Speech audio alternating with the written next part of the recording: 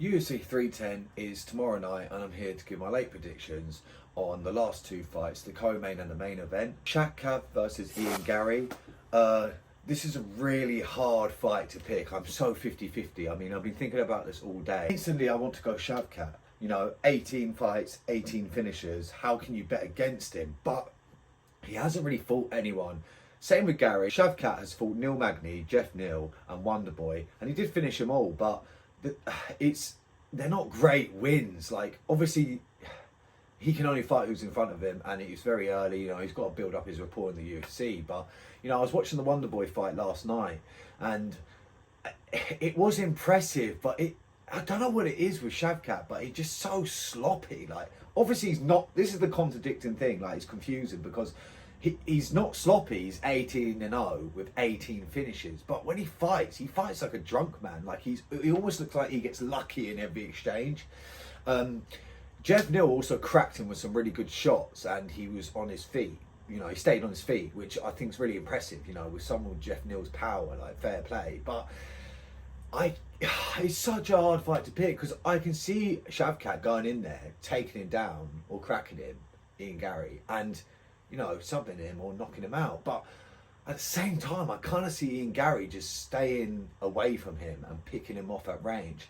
Lots of low kicks, you know, lots of kicks just to keep the distance, lots of jabs, nothing, you know, he does what Garry does, and he's good at winning just about, you know, not even just about, but he's just good at winning boringly, basically. You know, a bit of a decision monster. It's a really hard fight to pick. Like, I'm struggling to pick this because I'm in two minds. Like, part of me is like, yep, Shavkat, and then another part of me is like Garry.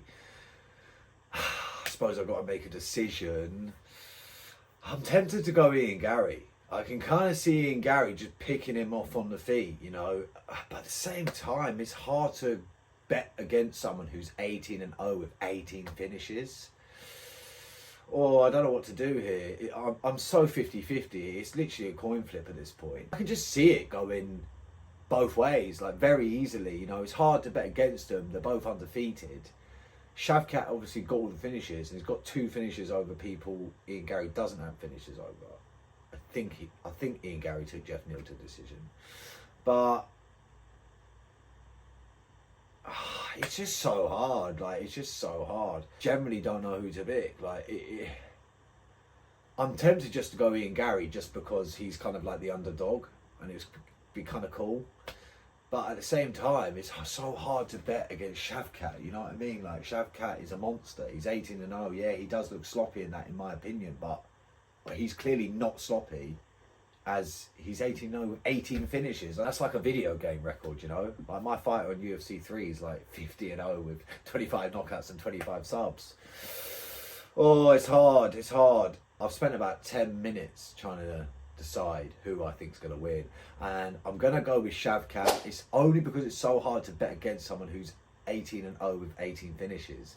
So I'm going to go Shavkat by submission, but I wouldn't be surprised if Garry gets a decision. I really wouldn't. It's like 51% Shavkat, 49% Garry. It's a really tough fight, and I think once stuff starts playing out, we're going to be like, oh yeah, of course it goes this way, like most fights, to be fair. But yeah, Shavkat by submission. I'm going to go in the 4th round. Moving on to the main event, Pantoja versus Asakura. Again, this one's hard because if I'm honest with you, I haven't watched a lot of Pantoja, and I've barely watched any of Asakura. It's really hard to pick Asakura just because I haven't seen him fight any top guys. Yeah, he's fought other guys in other divisions, which they are top guys, to be fair. I like to watch people fight in the UFC on the main stages, on the big stages, under the bright lights, and see if they've got it against the best competition. I really want Asakura to win.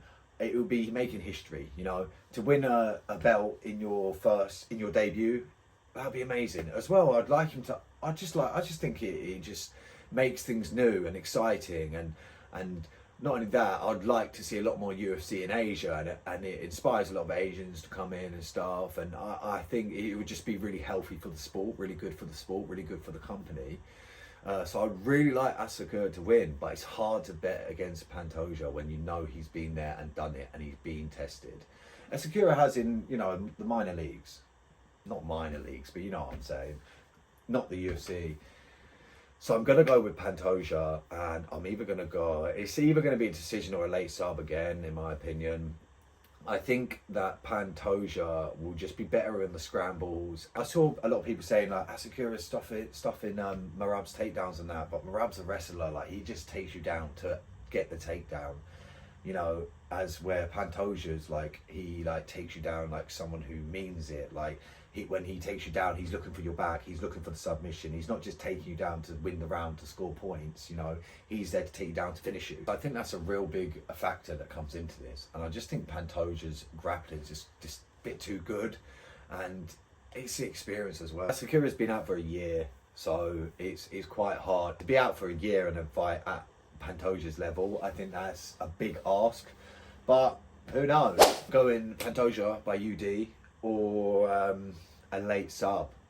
But yeah, they're my predictions. If you haven't already, like, comment and subscribe, and I'll catch you in the next one.